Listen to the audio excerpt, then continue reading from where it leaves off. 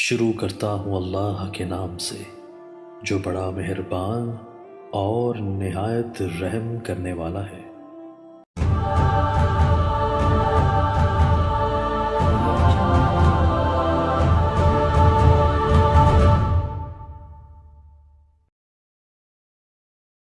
نامحرم کی طرف سے عمرہ نہ کریں۔ تمہیں شوق کیا ہے نامحرم کی طرف سے عمرہ کرنے کا؟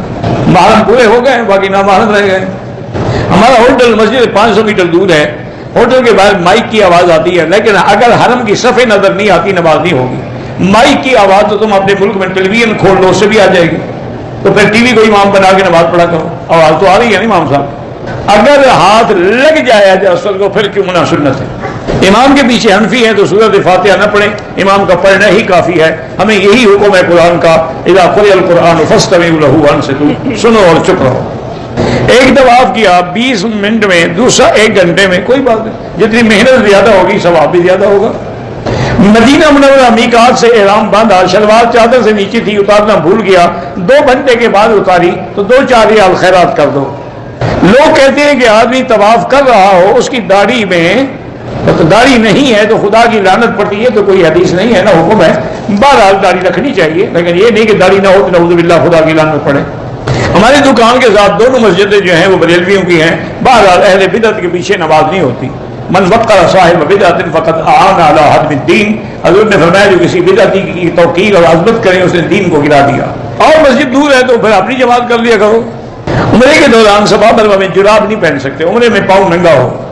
اگر احرام میں پاؤں کی چپل لگی اور خون کا خطرہ کوئی بات نہیں۔ بعض سیکورٹی والے جو ہیں وہ جوتا پہن کے نماز پڑھتے ہیں، جوتا پاک ہو تو نماز ہو جاتی ہے، اور ان کو ہر وقت اتارنا پہننا بڑا امتحان ہوتا ہے، اس لیے وہ بیچارے بسا کر دیتے ہیں اور جوتے میں نماز بھی پڑھ لیتے ہیں۔ افضل یہی ہے کہ اتار کے پڑھیں۔ نقد اور ادھار میں جو ریٹ میں فرق کرتے ہیں وہ جائز ہے۔ اگر ٹیلی فون میں ویڈیو کال پہ نکاح ہو وہ نہیں ہوتا، پاکستان جا کے دوبارہ نکاح کر دو۔ میرا بھائی جو کچھ ہمارے اعمال ہیں سب اللہ کی طرف سے ہیں، لیکن اللہ نے ہمیں دونوں راستے بنائے ہیں، یہ نیکی کا ہے، یہ گناہوں کا ہے۔ اب جو کرتے ہو اختیار تم کرتے ہو۔ حضور بچوں سے پیار کرتے تھے، بالکل کرتے تھے۔ حدیث میں آتا ہے کہ انصار کے بچے جب آتے تو کانا یسلم علیہم ویمسح رؤوسہم، حضور ان کو سلام بھی کہتے اور ان کے سروں پہ ہاتھ بھی پھیرا کرتے تھے۔ باقی بچوں کو ادب کے لیے مارنا بھی جائز ہے، جو کہ حدیث میں ہے کہ 10 سال کا ہو جائے نماز نہ پڑھے تو مار کے بھی پڑھا سکتے ہو۔ ایک حدیث پڑھ لیتے ہو دوسری پر نظر نہیں جاتی، یہی تو مصیبت ہے۔ اگر مباشرت کر رہا تھا خاوند اور عورت کو حیض شروع ہو گیا، بند کرتے بس، کیونکہ حیض کی حالت میں تو قرآن کا مسئلہ ہے کہ مولویوں کا مسئلہ نہیں۔ یسألونک عن المحیض قل هو اذن فاعتزلوا النساء فی المحیض۔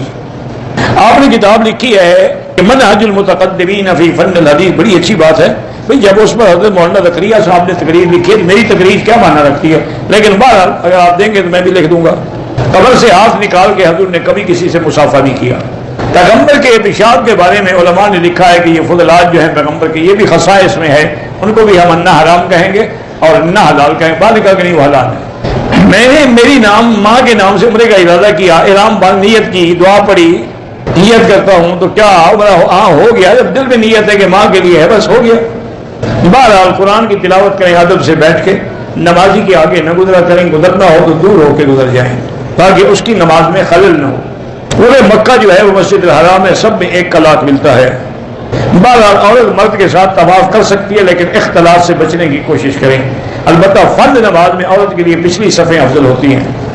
بہرحال ناف گرنے کا مجھے تو کوئی وظیفہ ایسا نہیں آتا، لیکن سب سے افضل وظیفہ سورۃ فاتحہ پڑھ کے پانی پہ دم کر کے خود پی لیا کریں۔ آپ مکہ شریف میں 9 دن رہیں گے، 9 یا 10 دن مزید تو آپ مسافر ہیں، نماز قصر پڑھیں گے۔ بہرحال جادو سے خلل ڈالا جاتا ہے، لیکن بہتر یہی ہے اعوذ باللہ پڑھا کریں، لا حول پڑھا کریں، سورۃ البقرہ پڑھا کریں، انشاءاللہ پھر جادو اثر نہیں کرتا۔ یا قرآن میں جو آیت ہے نا انہ لا یفلح الساحر حیث اتی، یہ پڑھ کے پھونکا کریں پھر بھی جادو اثر نہیں کرتا۔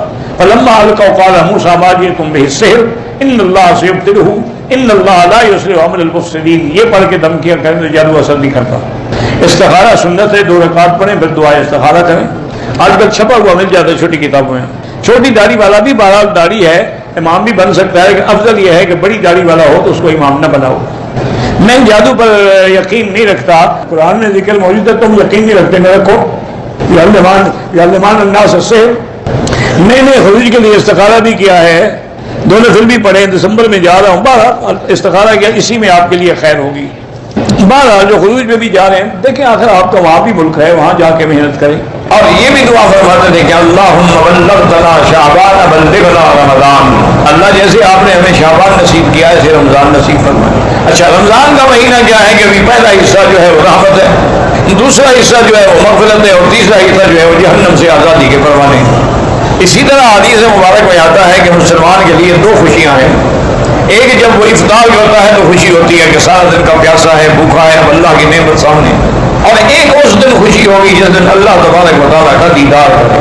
اور اسی طرح یہ بھی حدیث مبارک میں آیا ہے کہ جو مسلمان خالص نیت کے ساتھ اور خالص دل کے ساتھ افطار کے آنے سے چند منٹ پہلے جو ہے اللہ سے دعا مانگتا ہے وہ ہر حال میں قبول ہوتی ہے. اس لیے انسان جو ہے کبھی کھجوروں پہ لٹ آئے اور کبھی اس کو ضائع نہ کرے، افطار سے 10-15 منٹ پہلے دعائیں شروع کر دیں. اور دعا کا طریقہ یہ ہوتا ہے کہ پہلے درود شریف پڑھیں جتنا ہو سکے، 1 دفعہ، 3 دفعہ، 7 دفعہ، 11 دفعہ، 21 دفعہ، 100 دفعہ، 1000 دفعہ، یعنی دعا کے اول میں بھی درود ہو اور آخر میں بھی درود. اور درود پڑھنے کے بعد اللہ کی حمد و ثنا بیان کریں. جیسے کہ اور نہ آئے تو سورۃ فاتحہ پڑھ لی، اس سے بڑی دعا اور اس سے بڑی حمد و ثنا کیا ہوتی ہے. اور پھر اللہ کو اللہ کے ناموں کے ساتھ پکاریں گے، یا اللہ یا اللہ یا اللہ یا رحمان یا رحیم یا حی یا قیوم یا ذی الجلال والاکرام.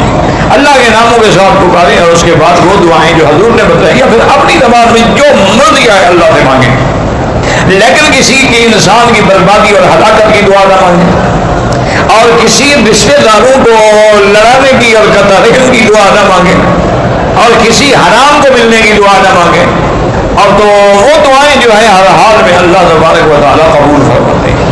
اس لیے حدیث مبارک میں آتا ہے میرے محبوب نے، محبوب دو عالم صلی اللہ علیہ وسلم نے فرمایا کہ دعا کبھی خالی نہیں جاتی. یا تو جو آدمی مانگ رہا ہے کہ یا اللہ مجھے حج نصیب فرما دے، حج نصیب ہو گیا، یا دعا مانگ رہا ہے لیکن وہ تو چیز نہیں ملی لیکن مصیبت آ رہی تھی، اللہ نے اس کو دفع کر دیا. اور تیسری صورت یہ ہوتی ہے کہ اس کی دعا کو قیامت کے لیے لکھ دیا جاتا ہے، ذخیرہ بنا دیا جاتا ہے، اس کا بدلہ اس کو قیامت میں ملے گا. تو جب قیامت میں دعاؤں کا بدلہ ملے گا وہ کہے گا یا اللہ کاش میری دنیا میں کوئی دعا بھی منظور نہ ہوتی، آج ہی سارے مجھے بدلے مل جاتے. تو یاد رکھیں کہ دعا جو ہے وہ کبھی خالی نہیں جاتی.